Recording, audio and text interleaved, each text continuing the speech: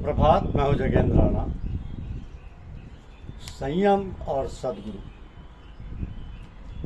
संयम और सद्गुरु, ये है आज की हमारी आध्यात्मिक चर्चा का विषय।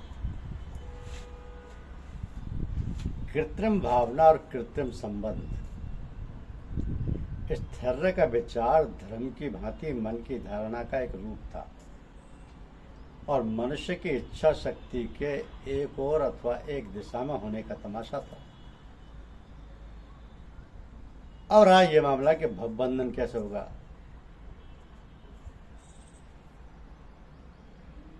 इस विचार ने खेल को बंधन का कारण बना दिया कि काम से उपजे मन में आशा, आशा चित्त से धारी, आशा माशा दृढ़ता आई, दृढ़ता मूल विकारी। इस दृढ़ता में बंध के जी सूत कात में लाया, ताना बाना तान चलाया, बंधन बीच फंसाया। बंधन के बस तृष्णा बाड़ी, दुविधा दुर्मत ज्ञानी। सांप से छूदर की गति जैसी, वैसा ही है ज्ञानी। उदाहरण यह है कि नाटक के खेल में एक व्यक्ति राजा इंद्र का स्वयं बनाकर आया। खेल खेल में हृदय के दृढ़ विचार के कारण मैं अपने आप को राजा इंद्र समझ बैठा और नाटक के समाप्त होने पर भी यह विचार उसके दिल में जमा रहा। लोग उस पर हंसते रहे, समझते रहे, समझाते रहे, लेकिन ये सब कब मानने वाला, वो कब मानने वाला। परिणाम दुख और हंसी मजाक, व्यंग और मखौल का निशाना बना। दूसरा उदाहरण यह है कि स्वप्न में किसी व्यक्ति को किसी कारण ऐसा विचार आया कि मैं बीमार हूं और यह विचार इस तरह जकड़ गया कि जागने पर भी उसको बीमारी का विचार बना रहा। अब जागते और सोते उसे यही भ्रम है, चाहे वह देखने में स्वस्थ अवश्य मालूम होता है किंतु वह मानता कब है और अनावश्यक दुखी रहता है। यह बंधन का दूसरा उदाहरण है। और उदाहरण लीजिए, किसी आदमी को भूत का भ्रम हो गया। अंधेरी रात में उसने पेड़ के ठेठ को लंबे दांत वाला बताया।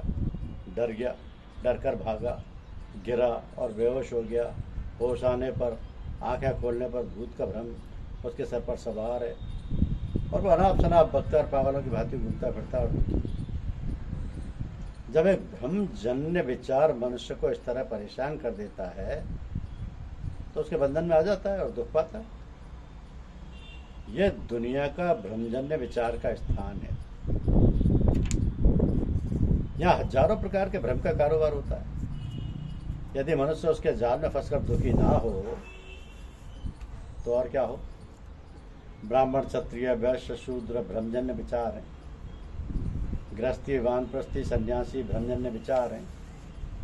हिंदू, मुसलमान, ईसाई, यहूदी भ्रमजन्य विचार हैं। धर्म, परंपरा, संप्रदाय, पंथ, ये सब भ्रमजन्य विचार हैं। और इन्हीं में फंसे हुए लोग बंधन से जकड़े हुए ऐसे परेशान हो रहे हैं कि वास्तविकता उनकी समझ में नहीं आती। ये सब बंधन वास्तविक नहीं है, सबके सब कृत्रिम, भ्रमात्मक, विचार संबंधी और काल्पनिक हैं। और इनका क्रम बहुत दूर तक गया, यहाँ तक कि मरने के बाद भी वह परलोक में भी बना रहता है। यदि ये बंधन समझ में आ जाए और दुख सुख के अनुभव कर लेने के बाद चित्त में उपरति अर्थात उनकी ओर से घृणा पैदा हो जाए तो जैसे दुनिया में बंधे हुए बहुत हैं, वैसे ही छूटे हुए मुक्त भी बहुत कम नहीं है। ऐसे लोग तुरंत ही इच्छा पैदा होते ही समझाने बुझाने के लिए आ खड़े होते हैं। इनको ज्ञानी तथा पहुंचे हुए लोग कहते हैं। ये उन बंधे हुओं को अपने उपायों और उपदेशों से मुक्ति दिलवा देते हैं। इनका अस्तित्व का कारण है ऐसे मोक्ष अर्थात मोक्ष की इच्छा वाले कहलाते हैं। ये उच्च कोटि के अधिकारी होते हैं, किंतु ऐसे आदमी जो बंधन ही को प्यार करते हैं, ये ईश्वर के बंधे, जिद्दी और हठी होते हैं। ये बंधन को नहीं तोड़ना चाहते, केवल दुख से बचना चाहते हैं। ये उनका अधिकार है। उनकी बीमारी का हकीम बहुधा धर्मों के प्रवर्तक होते हैं, जिन्होंने भ्रम का इलाज दूसरे भ्रम से करके बहुतों को धीरे धीरे छुटकारा दिलाया है और दिला देते हैं। तीसरे प्रकार के अधिकारी इनसे भी खराब होते हैं। वो जानते बूझते हैं कि रीति रिवाज, विशिष्ट धर्म व परंपरा पूरे बंधन है, किंतु सुधार के दुश्मन होते हैं। इनको मुक्त करने वाले जरा तबीयत के सख्त होते हैं, जो सख्ती से काम लेकर विश्वासों आदि का उलटफेर कर देते हैं। तो ब्रह्मजन्य विचार की जड़ क्रूरता और जुल्म के साथ खोदते हैं। ये दिल के नेक होते हैं, किंतु जब कोई और उपाय नहीं सूझता तो विवश होकर शक्ति से काम लेना शुरू कर देते हैं। चौथे, आज़ाद करने वाले संत और फकीर कहलाते हैं, जिनका अस्तित्व लगभग हर धर्म और संप्रदाय में होता है। यह सबसे अधिक सहृदय और सहानुभूति रखने वाले तथा अच्छे दिल वाले होते हैं। तोड़ फोड़, खंडन और मारधाड़ नहीं करते, सलामी और शांति से असलियत का पता देते हैं। अपने सत्संग का क्रम बढ़ाकर मायाग्रस्त को अपने सत्संग का फैज प्रदान करते हैं और बिना धार्मिक या सांप्रदायिक घृणा की इच्छा रखने वालों को उनकी ही दृष्टि से समझाते बुझाते हुए अपना रंग देकर सबको अपना जैसा बना लेते हैं। इस प्रकार मुक्तिदाताओं के अनेक समुदाय हैं। मरीज तो किसी न किसी तरह इलाज का कार्य अवश्य है। अब राय ये कि कोई हकीम की बात मानकर परहेज के साथ दवा खाता है और जल्दी अच्छा होता है। कोई बीमारी नादानी से पड़ता है, कोई बदपरहेज है, कोई हकीम की बात जानते हुए भी नहीं मानता, इसलिए हकीमों की तरकीबें अलग अलग होती हैं। तो इनमें से श्रेष्ठ कोटि के अधिकारी व बुद्धिमान रोगी हैं जो चिकित्सक के ऊपर विश्वास रखने वाले, दवा के प्रति रुचि रखने वाले, परहेज का पालन करते हैं या आसानी से शीघ्र स्वास्थ्य लाभ कर लेते हैं। दूसरे कोटि के रोगी बात सुनते हैं किंतु परहेज कम करते हैं। उनको चिकित्सक समझा बुझाकर औसत दर्जे पर धीरे धीरे इलाज करता हुआ उन्हें स्वास्थ्य प्रदान करता है।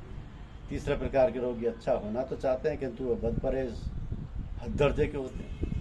कड़वी दवा खाने से वो भागते रहते हैं और कभी कभी चिकित्सक को घृणा की दृष्टि से देखते हैं। तो प्रकृति उनके लिए कठोर हृदय चिकित्सक भेजती है जो उनके सीने पर चढ़कर जबरदस्ती मुंह में दवा डालता है और उनकी कोई बात नहीं सुनता और कठोर से कठोर शक्ति, क्रूरता और जबरदस्ती के साथ इलाज करता है और रोगी के हृदय की भावना का कुछ भी आदर नहीं करता।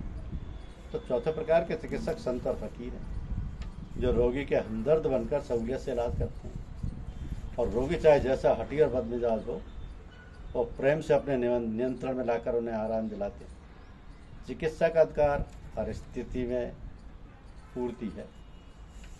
अब जितने लोग इस ज्ञान कांड यानी तसव्वुफ अर्थात मन की सांसारिक विषयों से विरक्ति और ब्रह्म विद्या को जानने वाले हैं, उनमें से जिनको कि इन चक्रों अर्थात प्रकाशवान सूक्ष्म बिंदुओं का ज्ञान जितनी ही अधिक सीमा तक का हुआ करता है, उतनी ही अधिक उत्कृष्टता से उनको इस बात की अवधारणा हो जाती है कि अपने अस्तित्व या प्राणवायु को किस प्रकार संयमशील बनाया जाता है। तो अस्तित्व या प्राणवायु जिसको नफ्स कहते हैं, नफ्स के अनेक भेद व प्रकार हैं। उदाहरणार्थ सूफी प्रत्ययवाद के अनुसार नफ्स नातिक अर्थात मुख्यार्थ या आत्मा, नफ्सुल अम्र अर्थात यथार्थ, नफ्स अम्मार अर्थात तो मानसिक शक्ति जो बुरे कार्यों की ओर प्रवृत्त करती है, नफ्स मुतमईन अर्थात वो मनोवृत्ति जो आत्मा में संतोष उत्पन्न करती है, नफ्स लब्बाम अर्थात वो मनोवृत्ति जो बुरे कार्यों पर घृणा प्रकट करती है और जिससे मनुष्य पछताता है। अब इनके बारे में इतना जानना पर्याप्त है कि परमात्मा की कृपा से जो जो गुण अवगुण आदत इच्छाएं, संकल्प या निश्चय, भावना या मनोवृत्ति इत्यादि को समझने की शक्तियां शरीर में स्थित हैं, यदि वे क्रमबद्ध और यथास्थिति में नहीं हैं, उदाहरणार्थ मन और इंद्रियां बस में नहीं हैं, तो इनको नए सिरे से बस में और क्रमबद्ध पर लाया जाए। इसको नफ्स को शिक्षित करना कहते हैं। जैसा कि यम नियम इत्यादि के सिद्धांतानुसार शम दम तितिक्षा इत्यादि किए जाते हैं। तो तात्पर्य है कि जिस सूफी या साधु को इन समस्त प्रकाशमान बिंदुओं व चक्रों का जिस सीमा तक ज्ञान होगा, उसको उसी सीमा तक शम दम इत्यादि की साधना में सहायता मिलेगी, अन्यथा नहीं। तो प्रकाशमान बिंदुओं या चक्रों का जितना ही सूक्ष्मता से ज्ञान और जिस सीमा तक वे शक्ति संपन्न होंगे, उनके अनुसार ही अभ्यासियों को प्रशिक्षित व सामर्थ्य और समृद्धि अधिक प्रदान की जा सकेगी। क्योंकि अभ्यासी को यदि अपने लक्ष्य का पूर्ण रूपेण ज्ञान है किंतु उसका व्यावहारिक ज्ञान अभी तक अप्राप्त है कि अपने लक्ष्य पर स्थित हो पाने में सक्षम हो और इच्छा अनुसार उसको उचित समय पर संचालित कर सके, तो मात्र काल्पनिक जानकारी और ज्ञान से अभिलाषी जिज्ञासु को प्रशिक्षित नहीं किया जा सकेगा। रहस्यात्मकता के क्षेत्र में साधु और दरवेश की अनेक श्रेणियां हैं।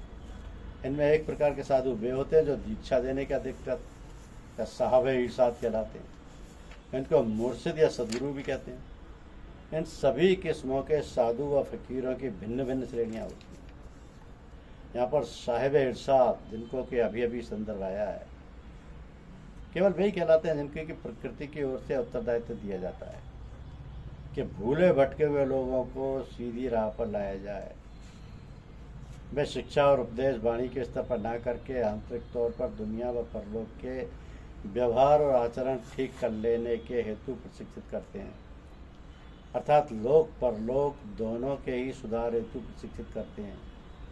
तात्पर्य है कि लोक और परलोक की संभाल का यथेष्ट ज्ञान दिया करते हैं।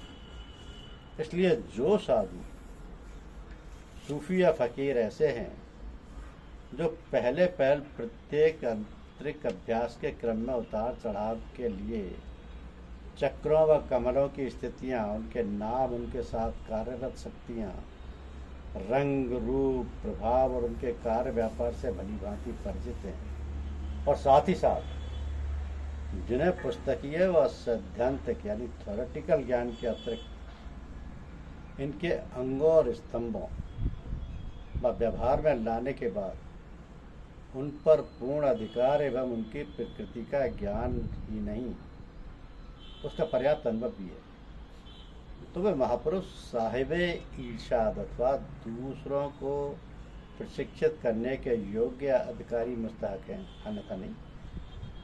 तो साहिब का अर्थ है स्वामी या मालिक, और इरशाद का अर्थ है सीधा रास्ता दिखाना।